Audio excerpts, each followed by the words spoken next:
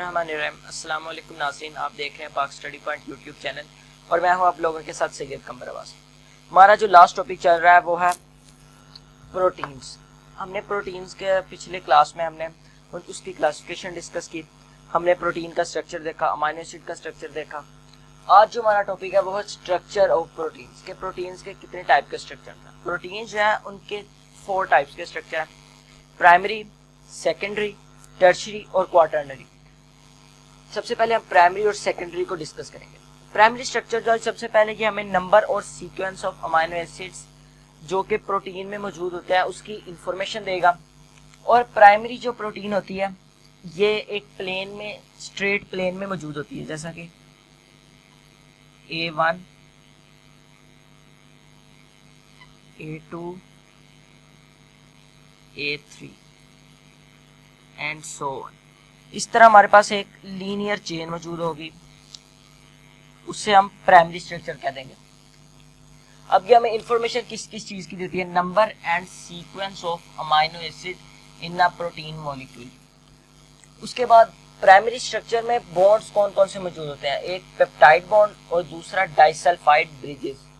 Disulphide bridges इस तरह की फॉर्म में होंगे, ये फॉर्म, ये डाइसल्फाइड ब्रिजेस होते हैं। उसके बाद प्राइमरी स्ट्रक्चर की एग्जांपल्स कौन से हैं? कौन कौन सी प्रोटीन प्राइमरी स्ट्रक्चर को शो करती है? सबसे पहली जो हमारे पास इंसुलिन और दूसरी है हेमोग्लोबिन। उसके बाद हम देखते हैं सेकेंडरी स्ट्रक्चर।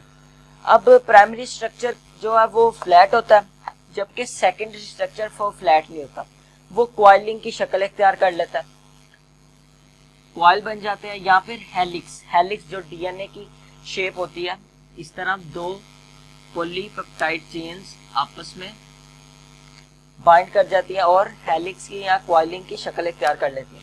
उसके बाद सेकेंडरी स्ट्रक्चर में बॉन्ड्स कौन से प्रेजेंट होते हैं? वो है हाइड्रोजन बॉन्ड।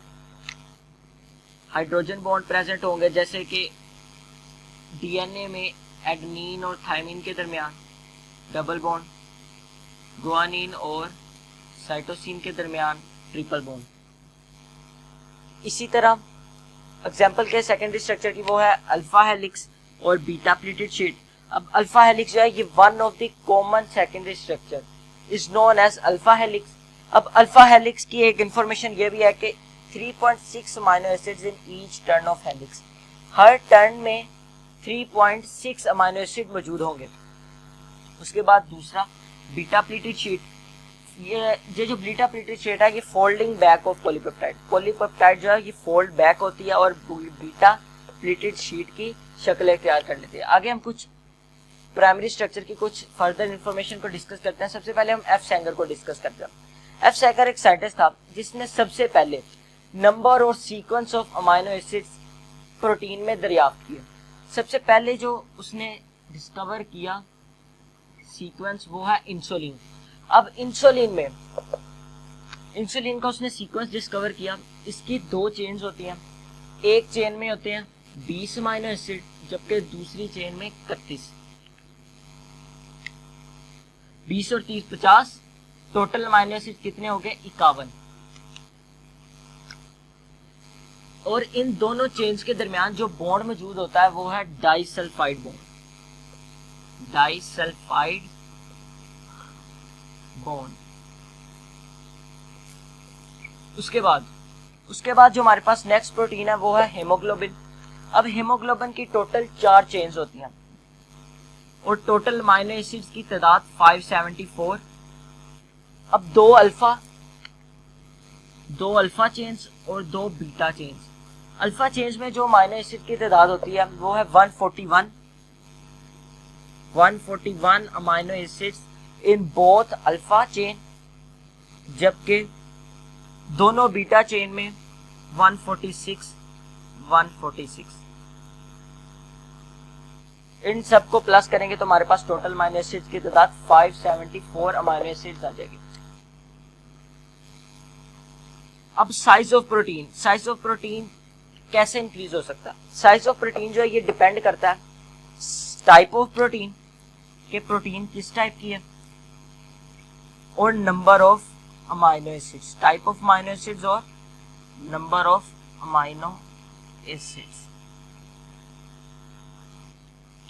अब किसी भी अमाइनो एसिड्स में डिफेक्ट आ जाए तो पूरे स्ट्रक्चर की क्या हो जाएगी, स्ट्रक्चर चेंज हो जाएगा, उसकी शेप चेंज हो जाएगी। इसी तरह अब एक हमारे पास एक डिजीज है सिकल सेल हीमोग्लोबिन। अगर हीमोग्लोबिन की बीटा चेन में अगर तब्दीली आ जाए, सपोज कीजिएगा कि हीमोग्लोबिन की बीटा चेन का एक अमाइनो एसिड है ग्लूटामिक एसिड, अगर ग्लूटामिक एसिड रिप्लेस्ड हो जाए वलीन से, कोई दूसरा अमाइनो एसिड से, तो इसका जो ग्लोबुलर शेप होगी glutamic, if glutamic acid is replaced by valine। Next जो हमारे पास सिकल सेल हीमोग्लोबिन, अगर हीमोग्लोबिन की बीटा चेन में कोई चेंजिंग आ जाए, कोई अमाइनो एसिड की शेप चेंज हो जाए, कोई अमाइनो एसिड किसी दूसरे अमाइनो एसिड से रिप्लेस हो जाए। अब सिकल सेल हीमोग्लोबिन में होता क्या है, हमारे पास जो हीमोग्लोबिन की बीटा चेन होती है उसके अंदर एक अमाइनो एसिड होता है ग्लूटामिक एसिड। अब ग्लूटामिक एसिड जो है ये रिप्लेस हो जाता है दूसरे अमाइनो एसिड जो कि वलीन है, उससे रिप्लेस हो जाएगा, और जो ग्लोबुलर शेप होगी हीमोग्लोबिन की वो मेंटेन नहीं रहेगी और सिकल शेप हो जाएगी, जिसकी वजह से अपना प्रॉपर फंक्शन परफॉर्म नहीं कर पाएगा और ऑक्सीजन भी कैरी नहीं कर पाएगा, और जिसकी वजह से हमारी बॉडी के अंदर अनीमिया काज हो जाएगी, इसको हम सिकल सेल अनीमिया भी कहते हैं। अनीमिया जो है deficiency of oxygen in blood. आगे जो हमारे पास है वो हम टर्शियरी और क्वाटरनरी स्ट्रक्चर्स को डिस्कस करते हैं। नेक्स्ट जो हमारे पास स्ट्रक्चर ऑफ प्रोटीन्स है वो है टर्शियरी और क्वाटरनरी। सेकेंडरी में हमने देखा था कि जो प्राइमरी स्ट्रक्चर है वो फ्लैट नहीं रहता और उसकी कॉइलिंग हो जाती है और अल्फा हेलिक्स और कॉइल शेप स्ट्रक्चर अटेन कर लेता है। उसके बाद टर्शियरी, सेकेंडरी की और ज़्यादा बेंडिंग और फोल्डिंग होगी और जब तक वो ग्लोबुलर शेप अटेन नहीं कर लेता उसको हम टर्शियरी स्ट्रक्चर कहेंगे। जब वो ग्लोबुलर शेप अटेन कर लेगा बाय बेंडिंग और फोल्डिंग, उसको हम टर्शियरी स्ट्रक्चर कह देंगे। अब टर्शियरी स्ट्रक्चर में बॉन्ड कौन कौन से होते हैं, आयनिक, हाइड्रोजन और डाइसल्फाइड बॉन्ड। उसके बाद टर्शियरी की एग्जांपल क्या, single chain of haemoglobin. Haemoglobin की टोटल 4 चेन्स हैं, जिनमें से एक जो चेन होगी वो टर्शियरी स्ट्रक्चर अटेन करेगी। उसके बाद the most stable tertiary conformation, हमारे पास मोस्ट स्टेबल टर्शियरी स्ट्रक्चर कौन सा होता है, जिसके अंदर जो हाइड्रोफोबिक अमाइनो एसिड्स होते हैं वो अंदर की तरफ बरीड हो जाते हैं, जबकि hydrophilic amino acids are on the surface of protein. Next जो हमारे पास स्ट्रक्चर है वो है क्वाटरनरी स्ट्रक्चर। ये जो हमारे पास है ये फोर्थ स्ट्रक्चर ऑफ प्रोटीन है। इसमें क्या होगा, aggregation and held together by hydrophobic interactions. ये मोस्ट कॉम्प्लेक्स स्ट्रक्चर है, most complex structure of protein is known as quaternary structure. Bond कौन कौन से मौजूद होंगे, हाइड्रोजन बॉन्ड, आयोनिक बॉन्ड और हाइड्रोफोबिक इंटरेक्शंस। क्वाटरनरी स्ट्रक्चर्स की एग्जांपल क्या है, हीमोग्लोबिन का जो पूरा मॉलिक्यूल जो होता है जो कि ग्लोबुलर शेप होता है उसे हम हीमोग्लोबिन कहते हैं, और वो जो स्ट्रक्चर अटेन किया होगा वो है क्वाटरनरी स्ट्रक्चर।